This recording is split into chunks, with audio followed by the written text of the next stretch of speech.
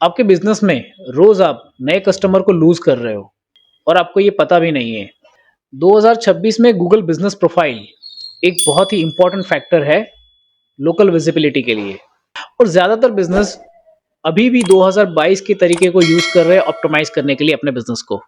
Google अब AI driven local result show करता है, मतलब कि एक्यूरेसी, रिलेवेंसी, एक्टिविटी और कंसिस्टेंसी मैटर करता है ज़्यादा।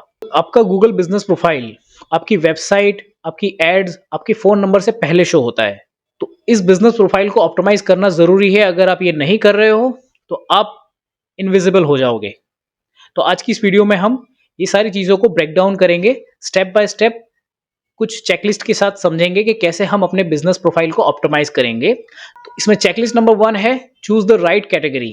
आपकी प्राइमरी कैटेगरी जो है वो मोस्ट इंपॉर्टेंट फैक्टर है रैंकिंग के हिसाब से देखने जाए तो आपको अपनी प्राइमरी कैटेगरी ऑलवेज एक्यूरेट और रिलेवेंट चूज करनी जरूरी है।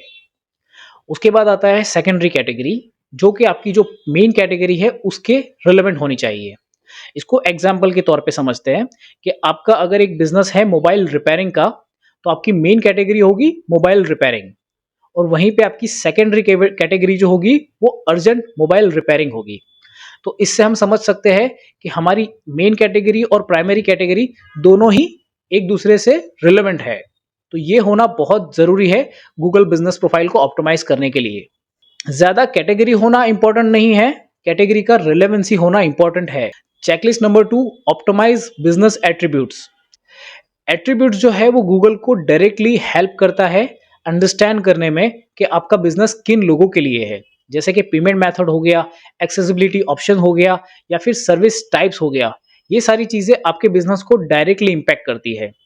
और इसको एग्जाम्पल के तौर पे समझते हैं। जैसे कि आपका बिजनेस है, आपकी एक ऑफिस है किसी एक लोकेशन पे।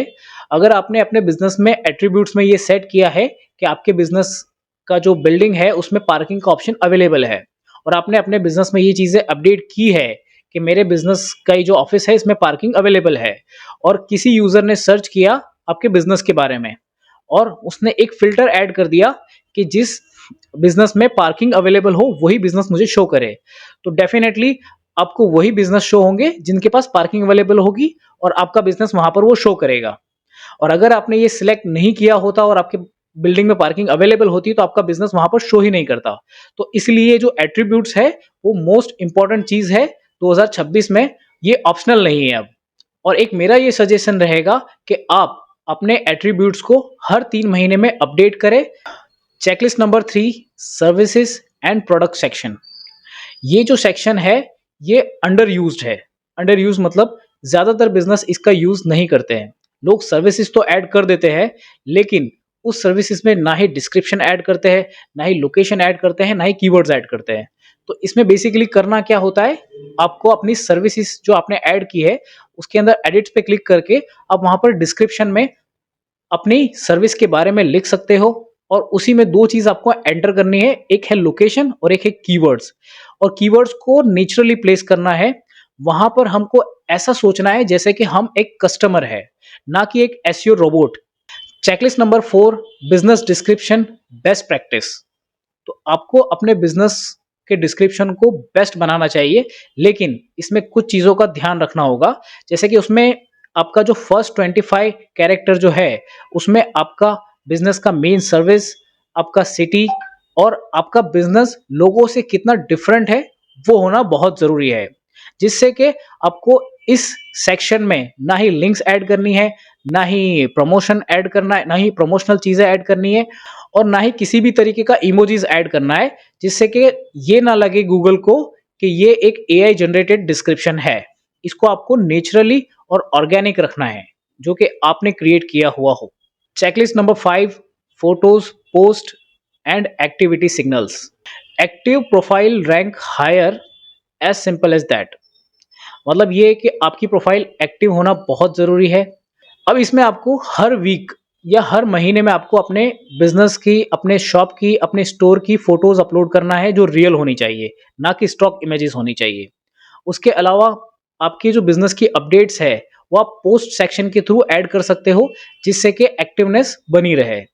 और यहाँ पर आप अपने जो स्टोर है, अपना जो बिज़नेस है, उसके अंदर जो भी इवेंट्स आ रहे हो, जो भी अनाउंसमेंट्स हो, वो सारी चीज़ें ये अपडेट के थ्रू आप ऐड कर सकते हो पोस्ट सेक्शन में, जिससे कि आपका जो बिज़नेस है वो एक्टिव रहेगा और गूगल को बहुत पसंद है एक्टिव बिज़नेसेस, वो आपके रैंकिंग को बूस्ट करेगा इस एक्टिविटी सिग्नल्स के थ्रू। और जैसे कि मैंने कहा था कि कुछ ऐसे बोनस टिप्स है जो मैं एंड में आपको दूंगा, तो उसमें सबसे पहले ये है एनएपी। एनएपी मतलब क्या होता है? नेम, एड्रेस और फोन नंबर।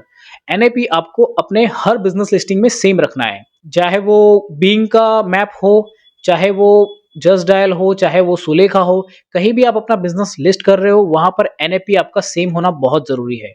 और एक चीज का खास आपको ध्यान रखना है, आपका जो रिव्यू आपके पास आ रहे हैं कस्टमर्स के, उसके अंदर आपको हर रिव्यू का आंसर करना है एज क्विक एज पॉसिबल। और उसके अलावा रिव्यूज के अंदर आपको नेचुरली आपका कीवर्ड्स ऐड करना जरूरी है, जिससे आपके रैंकिंग को बहुत बूस्ट मिल सकता है। लास्ट में, अगर आपको ज्यादा कस्टमर चाहिए तो डेफिनेटली इस चेकलिस्ट का आप यूज कीजिए और अपने बिजनेस को ऑप्टिमाइज कीजिए गूगल बिजनेस प्रोफाइल में। डेफिनेटली आपके रैंकिंग जो है वो बूस्ट होंगे।